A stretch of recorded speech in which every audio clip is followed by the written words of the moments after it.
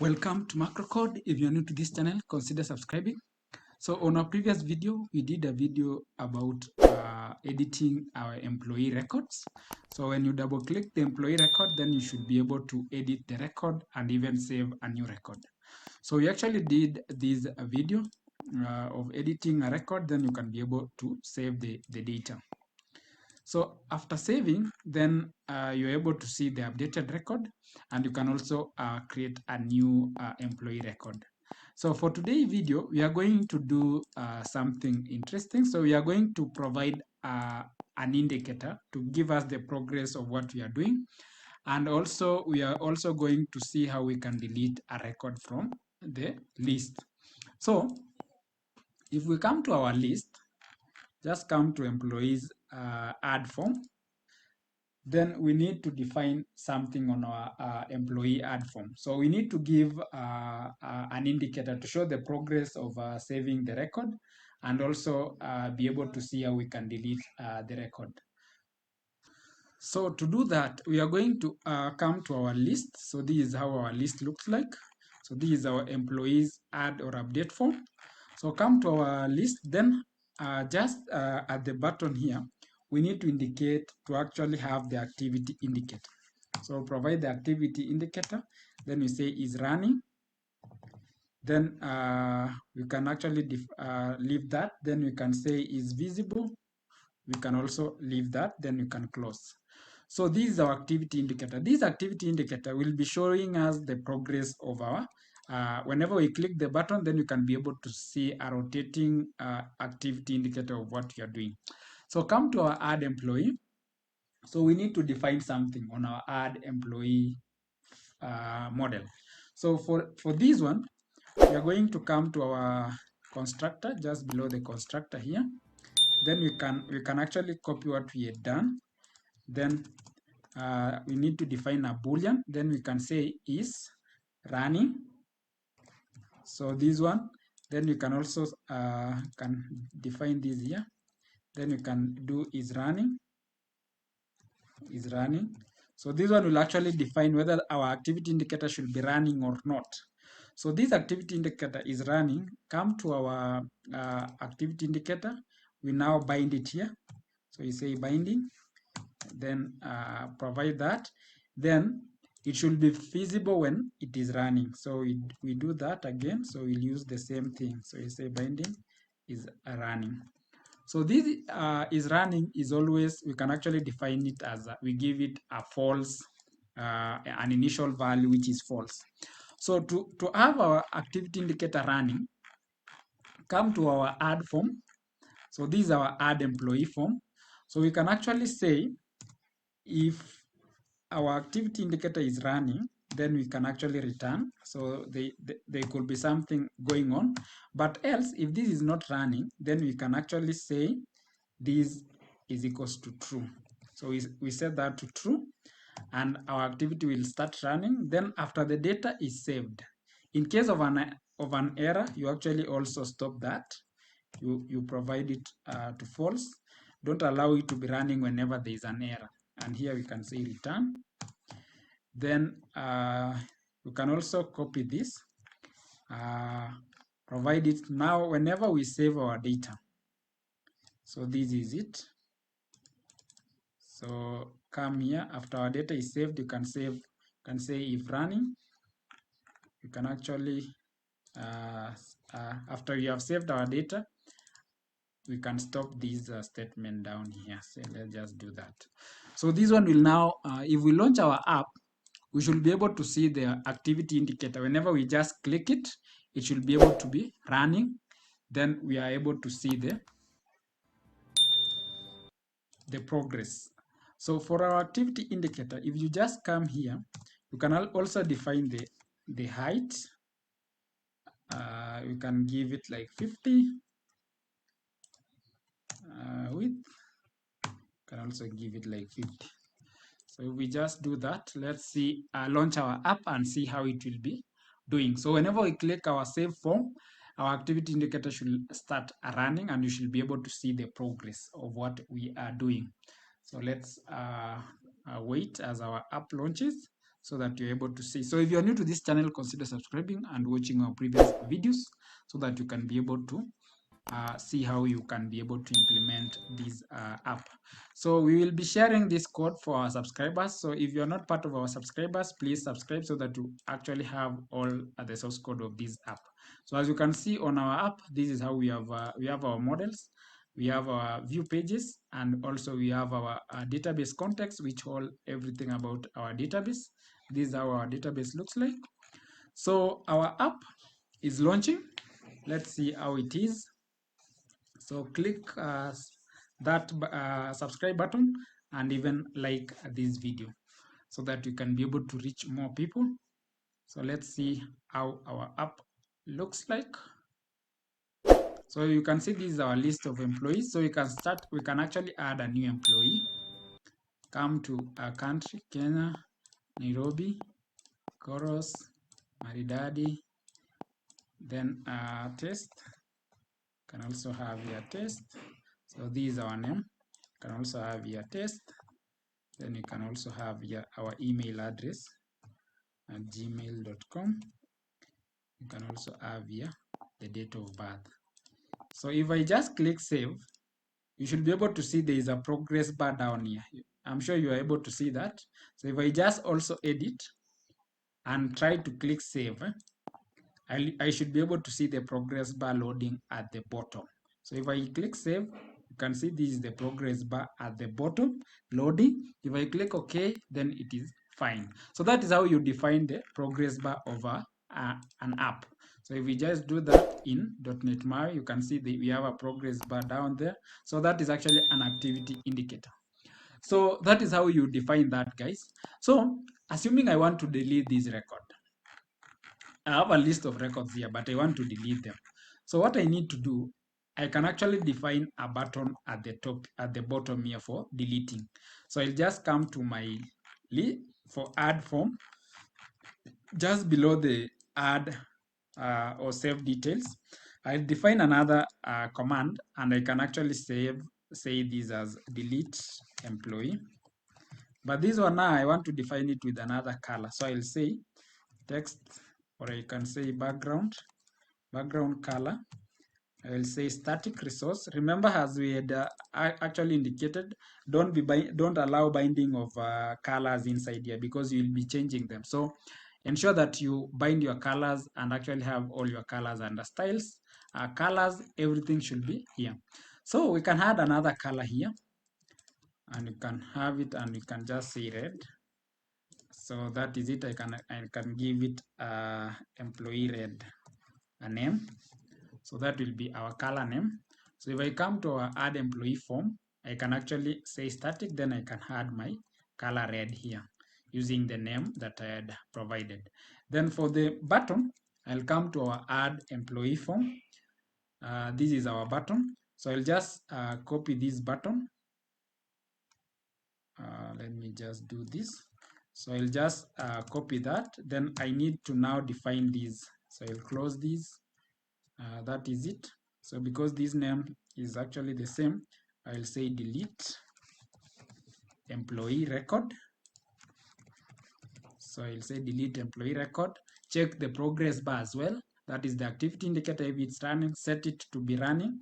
Then I now need to delete employee record. So how do we delete a record from the database? So we are going to define something on our database. On our app context, on our app application DB context, this is how our database looks like, and our tables. This is the name of our database, and this is our tables. So we have 5 tables. So we had created a create function to create, that is a generic function that will be able to create a new record in our database. Then we have the update function that should be able to do that. So you can actually have these 2 functions, or just create one function that can do both. So that we have an add or update function that can insert or replace. So that is, it can update a record. Then we have a function that can retrieve table rows. That is a list of rows. Then we have one that can only get you a single record from the database. But now we want to define another one that should be able to delete. It should be able to delete a record from our database. So to do that, we are going to define that function here. So I'll just say, so come here, let's copy one of it. So we'll just copy this. Then we say, we do delete async. So we also pass our entity, everything there. Then here we now come and say delete async, so that it will actually delete the entity that we have passed. So this is fine. So to proceed, we'll come now to our delete function to actually now implement the deletion. So from here, we can actually now delete the employee record, because we will be having the data. So this data here, you can say data. So we can just say if this is not null, so we can actually proceed inside here and delete the employee record. So how do we do that? So we can say app, we'll say app.database, then do that. No, you can say then we can now pass the delete async. So remember, we need to pass our employee model. So we'll pass the employee model, employee, then we need to pass the table. So we need to pass our entity. In fact, this is it. So we'll just pass this. So then this should be await. So it should actually delete our employee. So after it has deleted, then we can actually provide an alert. So you can just copy this, and we have it here. Then we say a record deleted. So deleted. Then you can say employee details successfully deleted. So we can do that. Then we can actually, we should now take our list back to the list. So we'll copy that. And so after we have deleted the record and we have provided an alert, then we can navigate back to the list. So if the employee data is actually null, we can actually give an alert. Then you can say, remember, after doing that, we need to also switch off our progress bar. So we can do that, so our activity. Then you can say record missing. So you'll say record missing. So you can say employee details is missing. So that is our error. Then you can say, you can also switch off this one, and you can also actually return it back, or you can, yeah, that is fine. So we need now to append this command on our add employee form. So come to our add employee form, and here we need now to provide this, and we say command.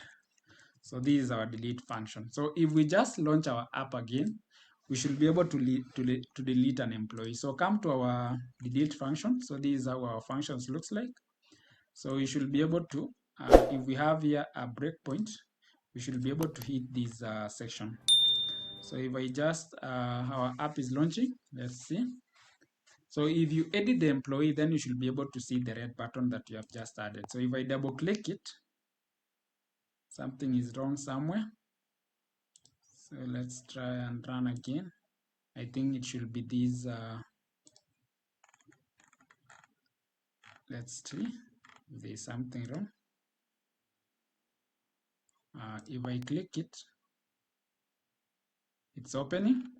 So if you can see, our form is not scrolling down. So we need to update something here. So our form has actually it is actually a long list. So what we need to do, we can make our form scrollable. So come to our add employee. At the top here, we can actually make this as a scroll view. So we can define that as a scroll view. Then we can launch our app. So at the bottom here should be scroll view. So then let's see. If we do that,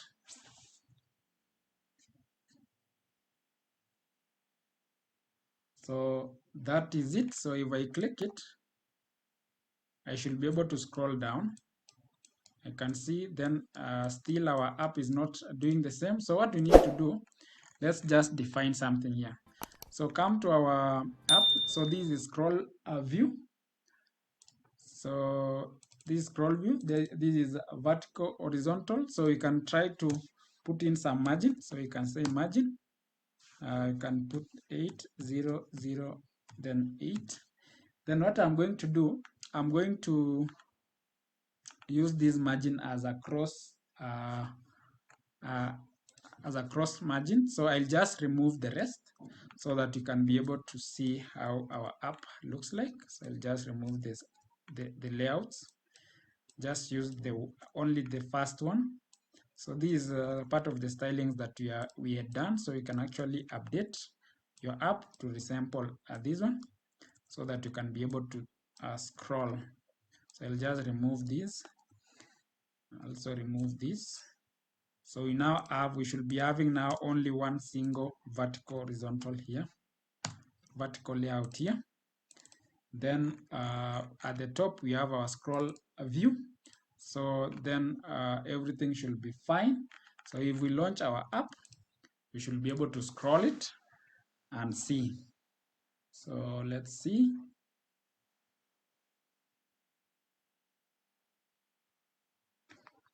So if you are new to this channel, consider subscribing and watching our previous video. So let's see how our app looks. So if I click edit, you can see I can now be able to scroll our app. So you can see it is now scrollable, but you can see my buttons are a bit closer. So I want these buttons to be a bit separate. So if I come to our buttons, I can actually have these as a stack layout.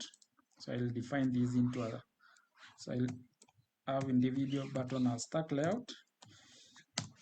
So I'll copy this, have it inside here. Then I can actually define my button. Can say margin should be 10, 10, sorry, 10, 10, 10, should be 10. Then I can actually have my background color, can set it maybe to something else. So I can say binding, or I can just say static. Then I can just say green. Let me say green. Let's see some of the colors available. So I can use this navigation green. Can use that. So if I just have it here, so that is our color. I can also define this other one as a stack layout inside our, so I'll do this stack layout, close it. Then I can also define the margin. So I'll copy this margin here, and we had defined the background color as red. So this is how our buttons looks like. So that is fine. So if I just launch our app again, so we are doing some spacing, you should be able to see how it will look like. So if you are new to this channel, subscribe please. We have actually noticed that some of you guys are watching our videos and you are not subscribing. So if I just click here, you can see our button is now save employees details, and you have the delete employee as at the bottom. So something interesting, you can actually define some of these corners. You see these corners at the end of the button. You can actually do something like corner radius. Then you define the radius. So if I just say 20, and I can also define a corner radius, I can do even 20. So if I just save it, you can see how our buttons looks like. It has actually defined some of the corners to look as you can see. So if I just click delete employee, you can see it has come to our delete employee. So if I just do that, then our progress bar will start loading. If I just open it, it should be able to start loading. So if I just do that, let's begin, proceed and see. you can see our progress bar is actually showing the user that something is going on. So if I just proceed, it will tell me the employee details has been successfully deleted. If I click OK, it will take me to the list. So actually I can now delete some of these records. So let me just remove here. So if I just scroll down, delete, I should be able to delete. You can see it is now deleting. Delete the record. I also click that, delete the record. Click at the top. I click deleting. You can see the records are being deleted. So that is how you can actually allow a user to delete a record in .NET MAUI. So that is part of our today's series. And guys, in case you have any comment about what we need to do, that is how you actually delete and provide an activity indicator on your form. So subscribe and keep posted for our next series. So we'll be adding our employee an image here on our next video. So please subscribe so that you can be able to see how we do that. And see you in our next video. Bye.